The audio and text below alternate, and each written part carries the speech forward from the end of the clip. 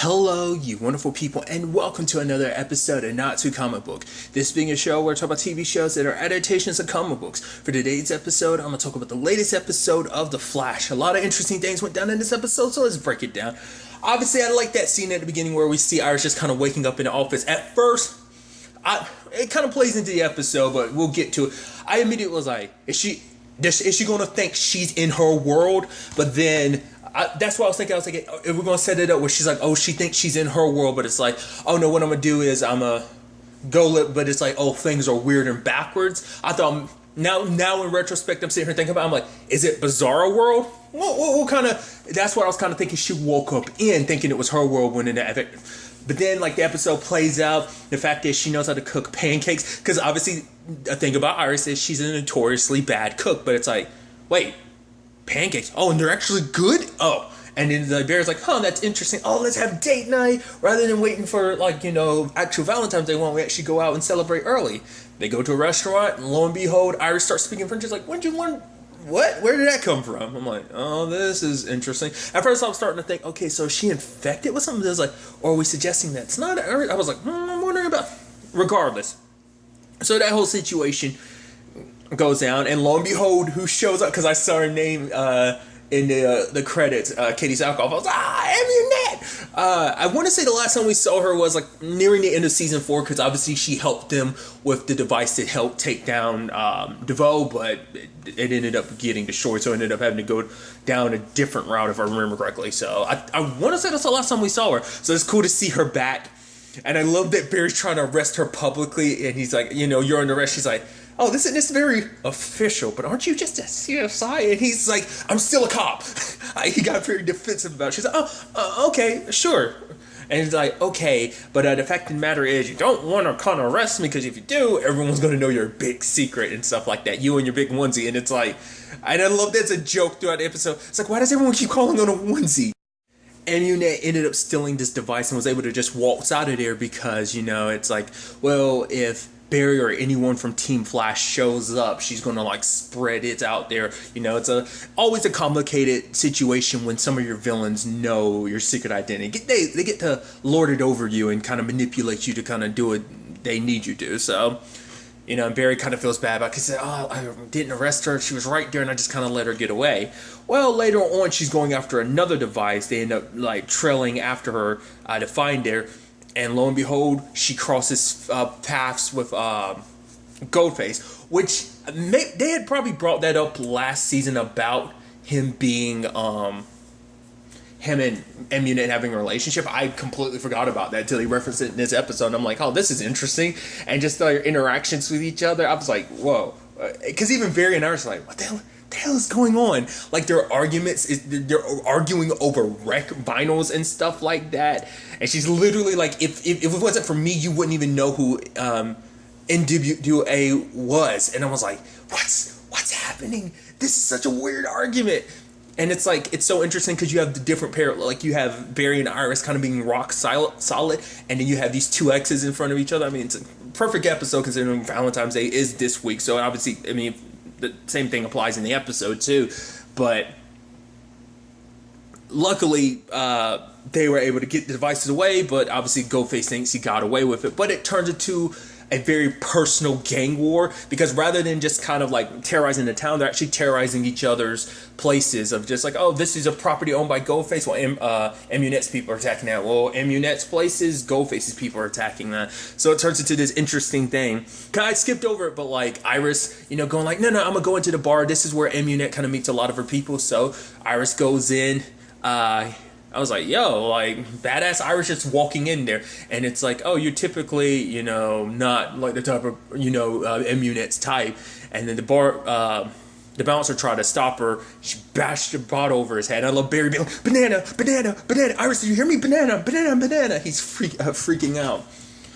But, I mean, it worked out in the end. But at the same time, you're like, Iris is kind of taking a lot of risks, isn't she? That's why I was kind of like, you can definitely obviously tell there's a lot of things that are like, that's not right. But then, like, obviously Iris is thinking, hey, maybe with this situation, we kind of work with Amunet, kind of give her what she wants, and then we can figure this whole situation out, kind of attack it from the inside. And Barry's like, I don't know if that's really a good idea. But, it's like, oh, that's dangerous, which obviously, Iris take that person because it's like, oh, okay, so it's dangerous for me to go, but it's like it's fine because you're the Flash and everything, right? And I think it's kind of interesting because obviously I think these are some arguments that you can tell it was probably like bubbling beneath the surface for a while, because for her it's like, after, like, you know, the fact of the matter is I had to prepare myself mentally to live an entire life without you, because that's what you told me to do, and when it was like you were going to die in crisis. But the fact of the matter is it's almost like what I'm doing, it's not here. Like the fact is I have my own team. Me and the Citizen, we do good work, but it's in her eyes, it's almost like you're undermining what I'm able to do, what I can do. Because let's not forget, who was running Team Flash in between season 3 and 4 when he was going? Her. Like, she's always done a lot. And for her in this moment in particular, it's almost like you don't appreciate that. You think, like, I'm not here to just be your damsel in distress. And I like that. You know, I'm crossing streams here like Marvel and DC, I know, but it reminds me legitimately, hearing this argument, I was like, oh, it sounds just like PS4 Spider-Man. And once again, that's the best way to kind of distinguish it. Marvel Spider-Man or PS4, regardless. The fact of the matter is that was Mary Jane's like biggest issue. Like, that's why her and Peter broke up, was because she felt like she got tired of being the damsel in distress. Like, this is a partnership. Treat me more like a partner, like not someone that, oh, you always have to coddle and like protect or something like that. And that's, you can see, and you can understand why Iris would feel like that, because you know, it could feel like that. And obviously Barry's like, no, it's not like that. And after talking to Joe, you know, and I like Joe's analogy of like, you two, like, kind of using a relationship as a tree, and obviously you grow in different directions, you know, representing the branches. But that's the thing, you grow as individual people, but at the same time you're growing as individual people, you are growing together. That's how you keep a relationship together. You remember to take care of the roots, what the foundation of what brought you together. You keep true to that, and even if you're growing apart as people, you're growing together as a couple, because you're growing as people, you know. Because, and he brings up the fact is Iris did a lot. Obviously she helped take down that black hole assassin in the last episode when Barry wasn't around, you know. So the fact is she found Ryan Choi. Like, she was the one that was able to convince him to come help during crisis, you know, step up as the paragon of humanity, you know. So I think that you know, and it kind of hit Barry to, like, you know, like I said, he didn't mean to, but like he can look back on it and realize, like, yeah, because he was scared for a second, because he's like, maybe this is a sign of me and Iris growing apart, which, you know, Joe was like, that's never going to happen. They are too meant to be. That this relationship is, you know, it's destiny. It's meant to happen. It's meant to flourish. So it's like, you know, it's not going to be the end. You know, you two you belong together type of situation. So obviously Iris goes with Amunet, which I love that she shows up, and Amunet's kind of like, okay, you are literally part of a big, you know, journalist. You're a big time journalist, basically, because the Star Citizen is so big, and now also your dad's a cop, and you're literally married to the Flash. So it's like, why are you willing to help me? And it's like, well, because I feel like Barry and I, because like the whole hero thing, she kind of feels like it's distracting him. So it's like, if I get this plant, because the plant like has a telepathic quality to it, so when you use it, you're able to read people's thoughts. Obviously, you know, Amunet has her criminal intentions for it, but like Iris is like, I want to use it to kind of like convince Barry, you know, see what's in Barry's mind, so like I can bring us together, because she's like, yeah, this whole superhero thing is kind of causing a rift in our marriage. And Amunet, and I love Amunet being like, oh, really? She's like, oh, I could be down for this, because she's like, oh, going about, you know, fighting for love by roguish means and stuff like that. She's like, I can be down for that, because she's like, that's a reason I can believe. Which is also, it's actually kind of sweet, because it also shows you that Amunet is actually kind of a big softie at heart. That you know, she's a big romantic when you actually think about it, because she, like, hearing like, oh, like one of your enemies / well, more so frenemies. The fact of the matter is, hearing their kind of love struggles, you're like, oh, you know what, I'm gonna help you out and everything. Which also, you know, harkens back to her whole situation with Goldface a little bit, but she's just kind of like, you know, because, you know, men are idiots. Who needs them, you know? So, and I love her being like, oh, this could be the beginning of a budding friendship. And I'm like, that'd be interesting if this became, I mean, to be fair, it's not like this is the first time Barry's ever, like, well, Team Flash has ever been friends with a former enemy. It wouldn't have been the first time, you know? Once again, you always have to harken back. I'm probably going to be using that a lot more lately. To Snart, Captain Cold, so there's that whole situation. But lo and behold, as they were getting the plant and everything, because I like the whole conversation. Like, what went wrong? It's like, yeah, they were a powerhouse. They were so good. Because in fact, this plant they're going after is actually the plant. They actually came up with this idea together. They were going to rule the city together. But then as they both grew, the love and passion between them wilted and stuff like that. But it's like, oh, maybe you should tell them how you feel. And Amulet's like, no. So lo and behold, confrontation happens. Guns on both sides. Both of them are locked and loaded and ready to fight and everything. And I love that literally they're drawing closer to each other, bringing up stuff. And he's like, I hate your American accent is terrible or something like that. And she's like, so is yours. He's like, I'm from Connecticut. I went to Yale. I love the craziness. I did Barry shows up. He takes out all the other people there, but then he actually kind of plays mediator to it. And she's like, I thought I told you no onesies. And so why does everyone keep calling it a onesie? Because he's up there trying to be like, oh, what actually went wrong? And Amunet's about to say something, but he's like, the fact is she didn't listen to me. She stopped listening to me. But the Amunet was like, well, yeah, because the only time he ever wanted to hang out was when he wanted to kind of complain about something. I'm like, holy crap. Barry is literally playing matchmaker for two of his villains in this moment. But luckily they were able to, Barry kind of using a spark to kind of ignite the plant. It erupts and its pollen ends up making them hearing each other's thoughts. It's like, oh, that's how you feel about me? Oh, and it's like, all the stuff they were complaining about each other. It's like, no, actually, this is it. This and that. And it's like, oh, it's sweet. And then they proceed to make out like crazy, which I'm assuming would just the kind of disgusted look of both Barry and Iris's face of probably started humping like rabbits. I would just assume, could be 100% wrong on that, but it's what was it? She was like, oh, I should probably take the gauntlet off. He's like, no, leave it on. Daddy likes metal or something. I forgot. It was something like that. Daddy likes her or something. I'm like, oh my God, what is it? Weird episode. Flash has some really, really out there episodes, and this is one of them in a really good way. But I love that, and it's just kind of oh, did they get arrested afterwards? I mean, it's a whole thing of well, at least even if it's kind of one of those things of hey, we got them back together, so they're not going to be doing too much crime right now because they're too focused on rebuilding a relationship. So it's that might come to bite them in the ass later on. The fact is that Barry and Iris helped reunite them because they might be more trouble together than apart. But I mean, less collateral damage if they're less people get caught up in their, as it was saying, love is a battlefield, so which is literally the title of the episode.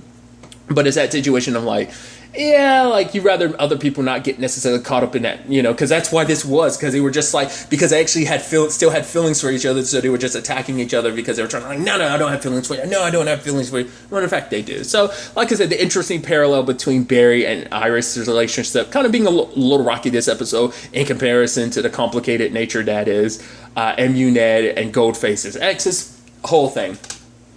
Which obviously fitting the Valentine's theme, we have which is weird seeing Frost being hearts everywhere and everything. I'm that just doesn't seem like you. I mean, to be fair, but it's I think it's that Killer Frost demeanor. I think Frost's demeanor is kind of hard to kind of shake of just knowing where she was and now seeing her oh yeah, no, putting up decorations and stuff like that. It's actually so interesting. We rarely see her as Caitlin anymore. To be fair, it's it's probably the thing in between episodes and stuff like that. Stuff that we don't get to see, she gets to be Caitlin, but more so than anything, it's because they're living literally two lives at once. Caitlin's living her life, but also at the same time, Frost has kind of got her individuality and is living her own life as well. So it's just so crazy because it's but within the confines of the show, more often than not, she's Frost, And she's trying to help Allegra because Allegra's kind of about the whole love situation. I even loved her being yeah, you just let yourself in. She's oh, what am I, some skilled, I'm not just some crazy meta of amazing aim or something she's not anymore, kind of saying oh, I'm not some evil person who has great crazy good aim and kind of kill people and stuff, not anymore. But nevertheless, she's helping Allegra with her love life situation. It's there's an ex involved, Emerson, so they go to Jitters, and I'm is she up here playing love matchmaker? I'm like, that's definitely more Ralph's lane than hers. So, but it's like, well, to be fair, in the end, Ralph is a big influence on her. Like, he helped make her better. So it's like, oh, it's understandable. Because she even talks about it later on, she was trying to pass it on. Because, you know, she tries to help out Allegra, but it kind of all blows up in her face because Allegra's like, oh, he's actually with someone else. So thanks for, you know, putting me in this position, but kind of stay out my business. So, but Albie ends up talking to Nash about the whole situation. I thought that was kind of interesting about, you know, for her, it's like, you know, she learned from Ralph and everything. And like I said, she wanted to pay it forward. But for her, it's like, no matter what she does, no matter how much good deeds she does, she kind of has a tendency to kind of destroy and ruin things. But I liked, you know, Nash giving her advice about Allegra, that Allegra kind of sees things as black and white. It's just kind of like, oh, it was either a failure or success. But the fact of the matter is, life is all about that little gray area. That's where the more interesting things happen. And obviously, Frost took that advice and used it with Allegra. The interesting thing is, it's because it turns out Emerson, after she, you know, got out of jail, the fact of the matter is, you know, she wanted to live a normal life. So she never told Emerson that she was a meta, because she just, in her mind, and I can kind of get it in a sense, because I'm kind of one of those people too, who just assumes like, oh yeah, just assumes the worst. Yeah, this isn't going to work out. So she kind of goes to him because it's like, no, it's not going to work out. I know it's going to, yeah, me being a meta. It's like she could, at the time, she hadn't figured out her whole situation as a meta. She hadn't figured herself out, you know, so it's like, who am I to really bring someone else into myself? Which, I mean, Team Flash is a great example of it working out. Barry and Iris, well, eventually, you know, it's a different situation, but obviously Cisco and Camilla, I mean, granted, he, like in that time frame she knew him, he wasn't always vibe. For some of the relationship, yes, but not all. You get what I'm saying? So it's a whole thing in itself, so... But Allegra takes the advice and tries to talk to Emerson, but it's like, hey, they're just friends. But, you know, she's like, I think that's what I was missing, you know, because I guess, like, it's that thing of, like, outside of all this, she doesn't really have a life, you know, she's kind of secluded herself because of everything. But now it's like, hey, even though they're not together, I mean, they started off as friends and then it became something, well, bubbling as something, but now it's like, oh, we're back to friends. But I think for her, that's what she needs. She needs, you know, to have, you know, somebody else, you know, because I mean, she kind of found some friendship with the Citizens and Team Flash, sure, which I think in the end, it also helps out Frost, because Frost, you know, expanding her horizons, kind of like getting used to, like, you know, because she was talking about the fact that she doesn't get people. So this is furthering growth for her. And also she has another friend, you know, so that's an interesting side of things, I think. I don't know if they necessarily look at it as a friendship. It's just kind of more associates, but, you know, we'll see. But Allegra is, Frost is like, oh, you know, the advice you gave Nash, it actually worked out. Much like like parental. And so she pieces it together, and he's like, where are you going with that? And she's like, if you ever want to talk about things, you know, I'm here. So I'm like, yeah, kind of what I figured as much. As like, because I almost expected him to have the reaction of like, wait, what dude is she into? I kind of expected it, because that's kind of what Harry kind of had that advice. I mean, that situation. I mean, to be fair, Harry was the only Wells to have kids. A kid. Which Sherlock didn't have kids. HR didn't have kids. The Wells from Earth 1 didn't have kids. So there's that whole situation. So that is kind of interesting. I didn't even think about that till now. It's like, right, he's literally the only other Wells to have a kid. So that's interesting. But the fact of the matter is, it turns into a whole thing of like, you know, I'm curious, like, because at the end there's the thing of him seeing Wells. I'm assuming that's Harry, you know, because Harry's the only one that wore glasses and like that. So I'm like, because it's something that kind of got thrown out earlier where she was like, yeah, you know, because there are no other Wells in the universe. So I think maybe he's feeling guilt. Like that pariah aspect is still there of him feeling guilty about like, it's one thing to know like, hey, you wiped out a whole multiverse, but maybe also the situation of knowing like you wiped out all the other versions of yourself, at least that one in particular who had a family, who had a life. I mean, which isn't to take away from all the other Wells that got killed, but maybe it's just a reminder, or maybe there's something more to that. You know, maybe it's a situation where we end up finding out his Allegra was never his Allegra. Maybe she was, I don't know. maybe he kind of took her from another Wales. I'm assuming, like, maybe that's the thing. Maybe he's going to other Earths, and like other Whales have had daughters, and he took. So, like I said, that's just me throwing it out there. Like, that's a super out there like thought that was in my head, but I doubt. I think it is just purely a guilt situation. So I'm curious to see what ends up happening on that front. But then on the other side of things is the very ending where, like, Barry is talking to Iris and telling her, like, I'm sorry if I made you feel like I didn't appreciate, the things that you have accomplished, because you have done a lot of great things. But the fact is, he admits, like, I was just scared that we were going to pull away from each other. But she's like, that's never going to happen. You're my lightning rod too. And I'm like, oh. And then it's the mirror situation. I'm like, all right, what's gonna? And there we go.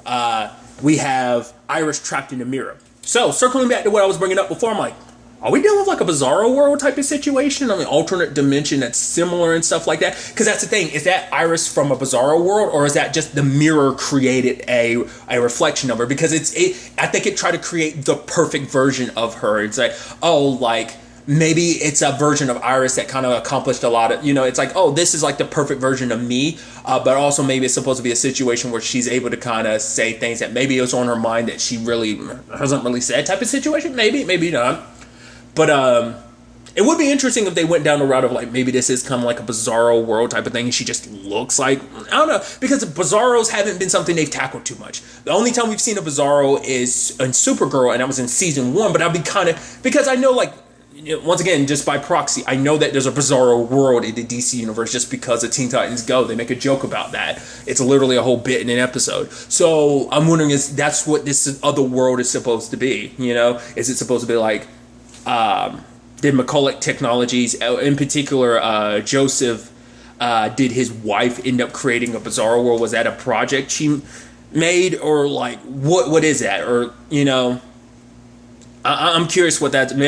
But like I said, maybe like we get the real Iris's side of things, where it's like, oh, she ends up traveling around the world and sees like, oh, like Central City on that side of the plane is is it just purely oh, I'm trapped in this mirror world, or is there legitimately an actual world? That's what I'm saying, like a Bizarro thing. So we'll see.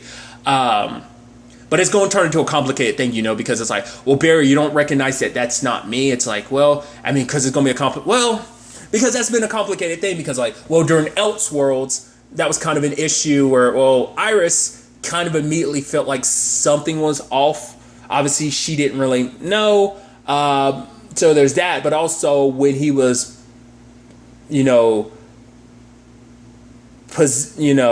still in there after Ramsey did what he did, like, she was the only one that could see that, like, Barry was still somewhere in there, and that was because that was something Joe had brought up earlier. So it's like, is Barry going to see that this isn't really? I was like, he felt like something was off, but we'll kind of have to wait and see how long it takes before him or anyone else picks up on like things. It can not be so. Like I said, it's so interesting. Like, because I was thinking like something happened to her, but I thought like maybe she got infected, maybe she was just acting like a different person a little bit, But I was like, cause I expected maybe we do something of like, oh, maybe she would be, acting extremely off, but it seems like she's acting off enough to be like it still fits within who Iris is. Like I said, it's just kind of like, oh, this is kind of maybe the mirror images thing of like, oh, I'm the perfect Iris or something like that. Part of me was wondering, I'm like, you don't think it's Joseph's wife Eva just kind of like disguising her? I was like, why would she do that? She wouldn't. So that's why I'm like, not unless it's an entity from that world that's like, oh, I've been trapped in this world, and the fact of the matter is I want to have my own life. And it's like, Iris, you present the perfect opportunity. Like I said, maybe Iris will end up running into Eva. Maybe that'll be the thing of like, Joseph kept that secret of like, maybe his wife is still alive, but maybe like a version of her. Like maybe the mirror version of his wife is alive, and maybe his real wife did die, but he's kind of trying to keep that top secret. Maybe something on that side of things. Maybe, like I said, throwing out, wild thoughts and theories. So we'll ultimately have to wait and see where everything takes us going forward into the next episode. But really, that's all I want to talk about. So the next time we meet, be happy, be safe, live life to the fullest, and enjoy it. Good day and goodbye.